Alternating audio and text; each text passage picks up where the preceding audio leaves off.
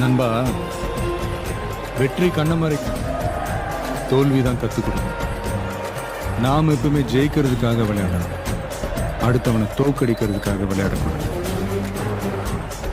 கத்துப்பீங்க.